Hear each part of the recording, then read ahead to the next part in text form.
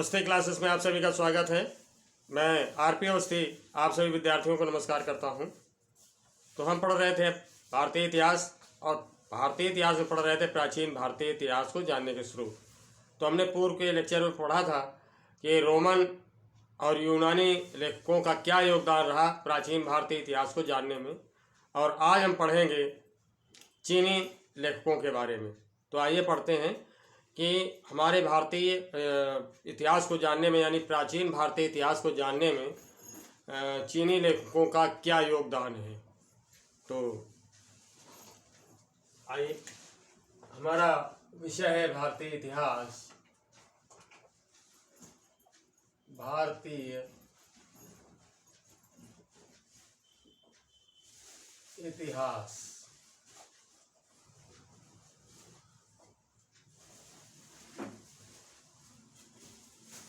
ये हमारा सब्जेक्ट है, इंडियन हिस्ट्री।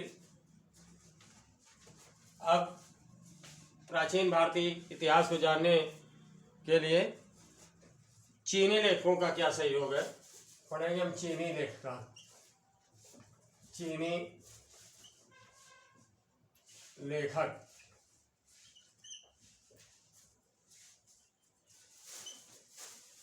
चीनी लेखक जितने भी हुए, ये भारत में बौद्ध धर्म का ज्ञान प्राप्त करने के लिए आए। यहाँ इन्होंने तत्कालीन राजाओं के यहाँ भ्रमण किया। तो अपने विवरण में इन्होंने तत्कालीन राजाओं की आर्थिक, राजनैतिक, सामाजिक स्थिति का वर्णन किया है। भारतीय जो प्रजा थी, तो तत्समय के समाज का भी वर्णन किया है इन्होंने। ठीक है, जैसा कि आप जानते हैं कि बौद्धिज्म के उदय के बाद, यानी बुद्ध की विचारधारा के उदय के बाद, बौद्ध धर्म भारत ही नहीं बल्कि विश्व के अनेक देशों में, जैसे हिंदुनेशिया, मलेशिया, जावा, चीन, Sumatra, Borneo, Sri Lanka, Thailand, Cambodia, Indonesia, Malaysia जैसे देशों में फैला। यह एक विडंबना है कि भारत में ही ये धर्म उदय हुआ और भारत में ही मृत प्राय जैसा हो गया। उसका कारण रहा कि पुनः जो है ब्राह्मण धर्म का उदय। तो ये एक ऐसा धर्म था कि इसमें न जातिवाद है, न पूजा पाठ है, न मूर्ति पूजा है। तो इस तरह से आडंबर विहीन रिलीजन होने के कारण ये एक बहुत पॉपुलर धर्म रहा, इसीलिए इसका इतना ज़्यादा प्रचार प्रसार हुआ। और जब हिंदुस्तान में इसके प्रचार प्रसार को देखा, ब्राह्मणों ने देखा कि हमारी दुकानदारी बंद हो रही है, हमारा धंधा बंद हो रहा है, तो उन्होंने इसे पुनः जीवित किया, पुनर्जीवित किया। हिंदू धर्म के बहुत सारे कुछ जो दोष थे उनको समाप्त किया। तो आइए पढ़ते हैं कि चीनी लेखकों का क्या योगदान है। सबसे पहले पढ़ते हैं फाहियान के बारे में। फाहियान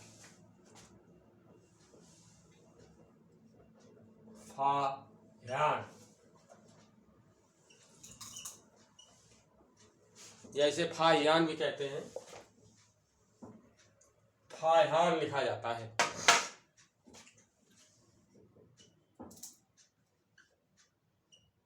फाहियान, ठीक।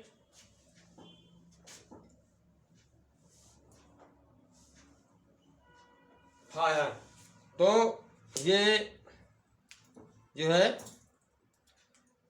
गुप्त नरेश चंद्रगुप्त द्वितीय विक्रमादित्य,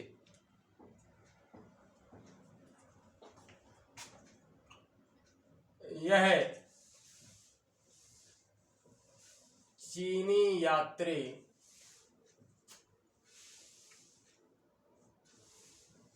गुप्त नरेश यानी गुप्त वंश के राजा, गुप्त नरेश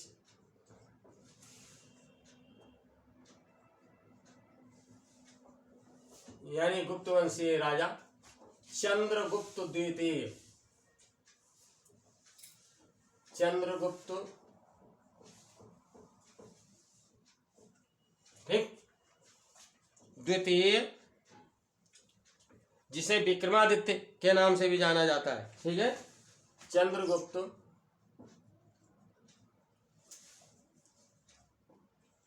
द्वितीय, जिसे विक्रमादित्य के नाम से भी जाना जाता है।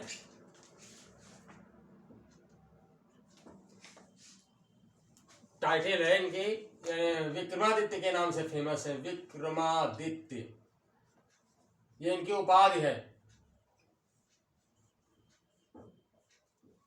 विक्रमादित्य का मतलब होता है विक्रम धन आदित्य, यानी सूर्य को विजित करने वाला।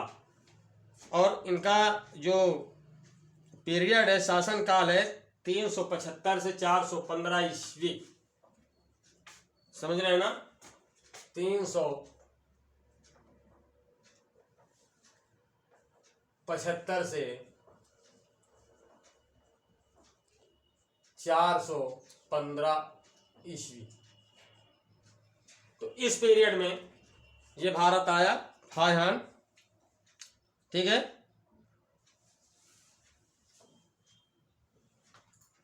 के दरबार में आया, के दरबार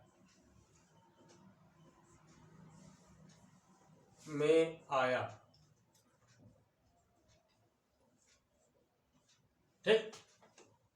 अगली बात जो ये आती है, 399 से 414 ईस्वी तक उसने भारत के विभिन्न स्थानों का भ्रमण किया। 399 से 414 ईस्वी तक उसने भारत के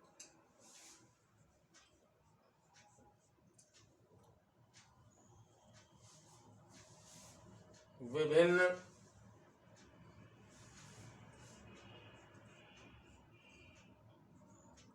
स्थानों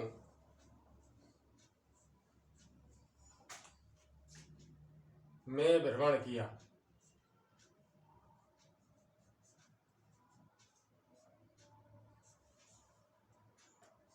भ्रमण किया यानी भारत के विभिन्न स्थानों में घुमा फिरा, वहाँ का अवकलन किया, जानकारी प्राप्त की और तत्पश्चात अपना विवरण प्रस्तुत किया, ठीक है। उसने गुप्तकालीन भारत की सामाजिक, धार्मिक और आर्थिक स्थिति का वर्णन दिया है। उसने गुप्तकालीन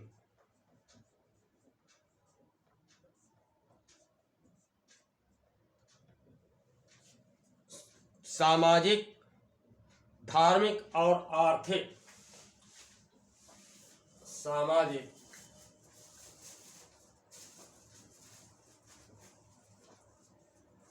धार्मिक और आर्थिक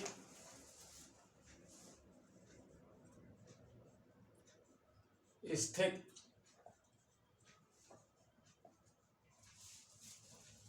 का वर्णन किया है। वर्णन किया है। समझ आ गई बात? अब दूसरे जो लेखक हैं वे हैं ह्वेन सांग। ये पहले लेखक हैं। दूसरे हैं ख्यात प्राप्त चीनी लेखक ह्वेन सांग।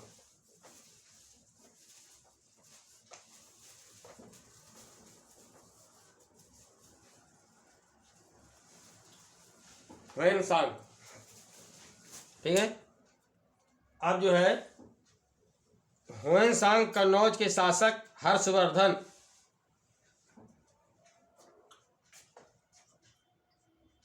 ह्वेन सांग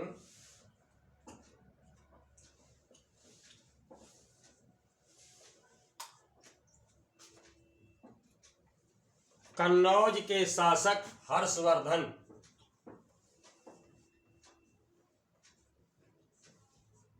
कन्नौज के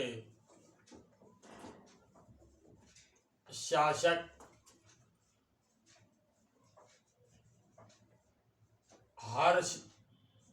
वर्धन। ठीक है, इनका जो शासन काल है हर्षवर्धन का 606 से 647 ईस्वी, 606 से 647 ईस्वी। तो इनके शासनकाल में भारत आया। हर्षवर्धन के शासनकाल में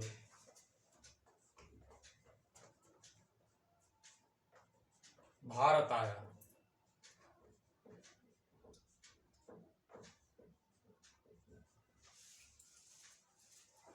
इसने जो है तत्कालीन भारतीय जो स्थिति थी उसका वर्णन किया है अपने विवरण में।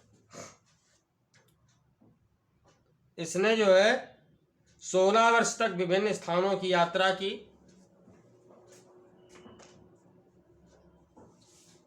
इसने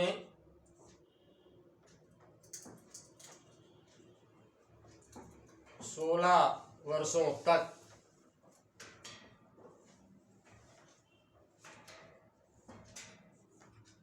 विभिन्न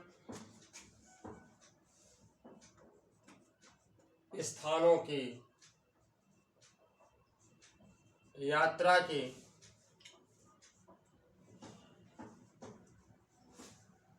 और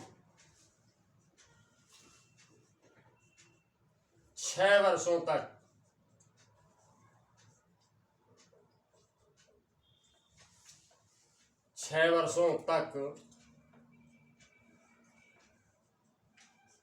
नालंदा विश्वविद्यालय में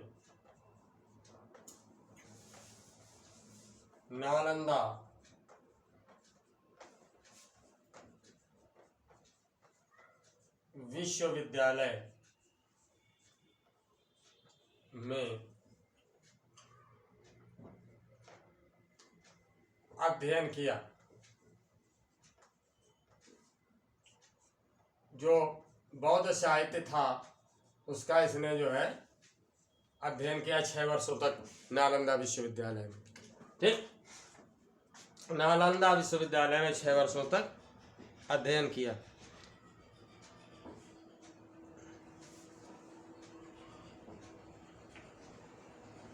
उसकी यात्रा का विवरण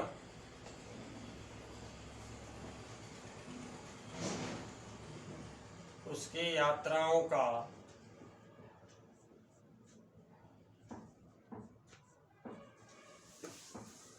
वर्णन उसके ग्रंथ सीयूकी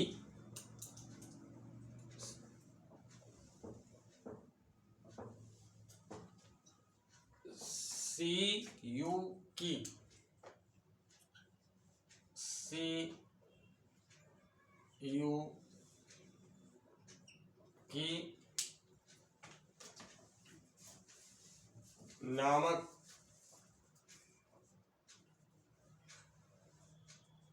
ग्रंथ में वर्णित है।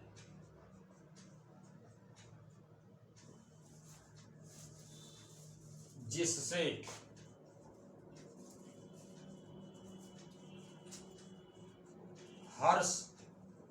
हर्षवर्धन के समय की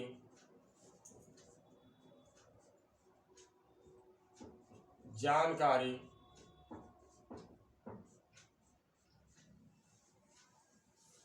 प्राप्त होती है। ठीक, हर्षवर्धन के समय की जानकारी प्राप्त होती है और ये जो है महत्वपूर्ण है स्रोत है हर्षवर्धन की समय की ऐतिहासिक जानकारी प्राप्त करने का। ठीक, तो भारत की से जानकारी प्राप्त होती है इस समय की, यानी हर्षवर्धन कालीन की जो भारतीय स्थिति थी इसके ग्रंथ सीयूकी से प्राप्त होती है। ठीक है, अगले जो लेखक हैं वो हैं हुई ली। नोट कर लीजिए इसे,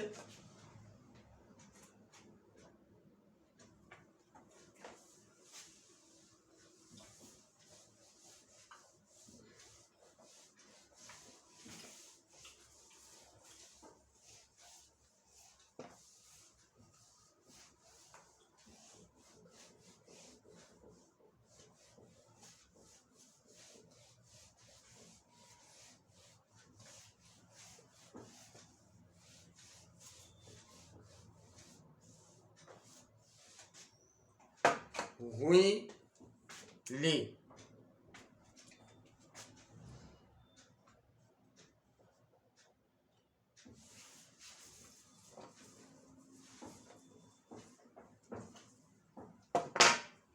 हुई ली, ये तीसरे लेखक हैं, हुई ली। ठीक, हम इसे अलग अलग रखेंगे, एक साथ नहीं। हुई ली, हुई ली, ये अगले लेखक हैं। इसके द्वारा लिखित ह्वेन-सांग की जीवनी से भी हर्षकालीन इतिहास की बातें ज्ञात होती हैं। ठीक है, इसने जो है ह्वेन-सांग की जो है जीवनी लिखी है, और उस जीवनी से जो है हर्षकालीन भारत की स्थिति ज्ञात होती है। तो इसके द्वारा लिखित, इसके द्वारा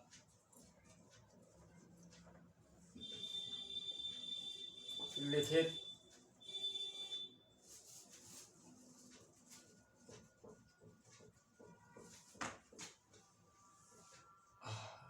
ह्वेन-सांग की जीवनी, ह्वेन-सांग की जीवनी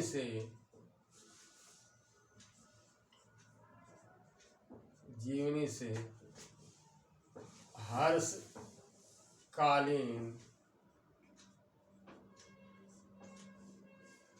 भारतीय स्थिति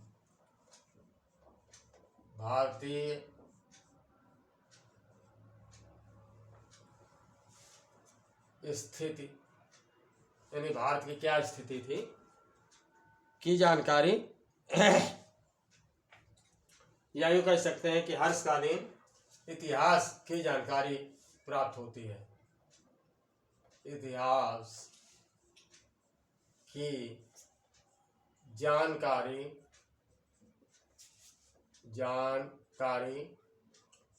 प्राप्त होती है। ठीक, अगले लेखक के रूप में आते हैं इत सिंह।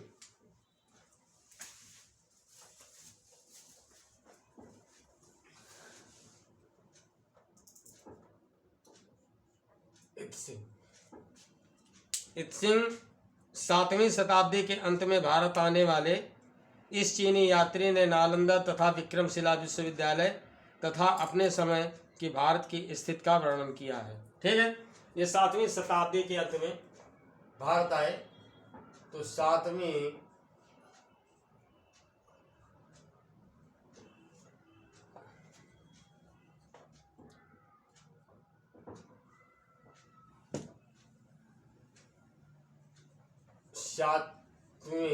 शताब्दी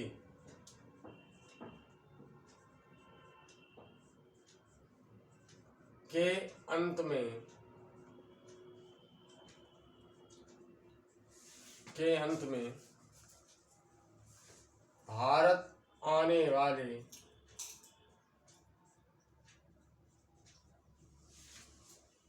भारत आने वाले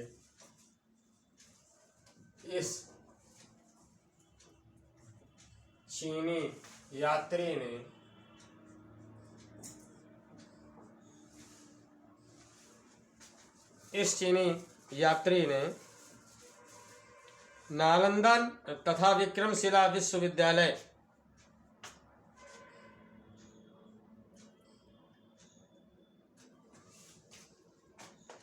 नालंदा तथा विक्रमशिला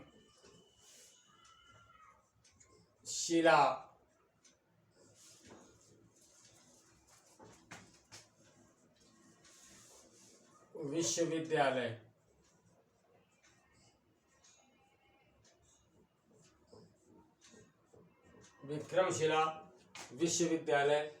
एवं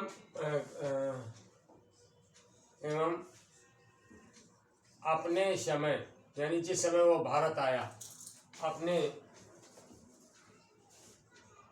समय की स्थिति का वर्णन किया है, जो भी स्थिति थी उस समय, ठीक है, अपने समय की भारत की स्थिति, भारत की स्थिति का वर्णन किया, ठीक है। ये इस समय की बात हो गई इत सिंह की।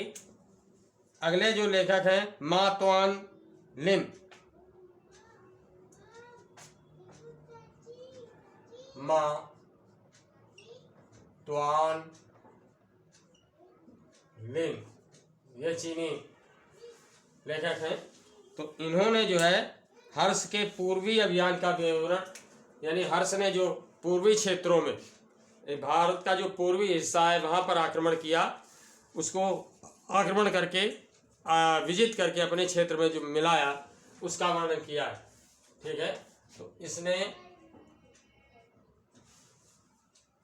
हर्षवर्धन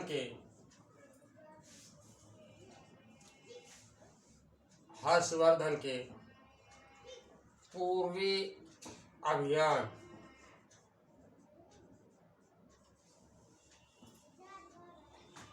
का वर्णन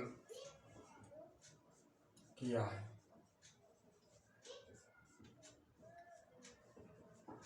ठीक है। पूर्वी अभियान,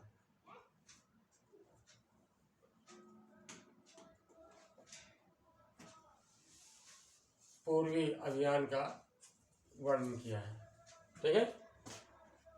अगले जो लेखक हैं चाओ जू कुआ, चाओ जू कुआ, ये अगले लेखक हैं।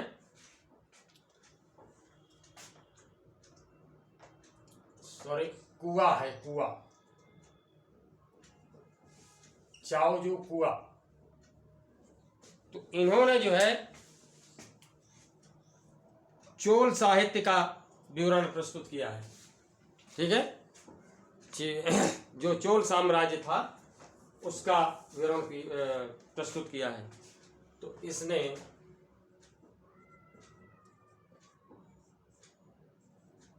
चोल साम्राज्य,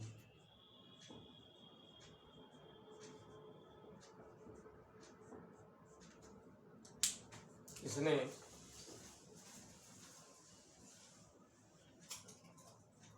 चोल साम्राज्य का विवरण प्रस्तुत किया है, ठीक। तो इस प्रकार आपने देखा कि जो चीनी लेखक थे उन्होंने किस प्रकार सहयोग किया हमारे प्राचीन भारतीय इतिहास को जानने में। उम्मीद करता हूँ अच्छे समझ में आ गया होगा। अगर कहीं कोई परेशानी तो प्लीज़ कमेंट करके पूछें। वहीं नए छात्रों से मेरा पुनः अनुरोध है कि प्लीज़ मेरे चैनल अवस्थी क्लासेस को अवश्य सब्सक्राइब करें। आपके सहयोग का मैं आकांक्षी हूँ। तो नेक्स्ट लेक्चर में मेरी फिर मुलाकात होगी, तब तक के लिए नमस्कार।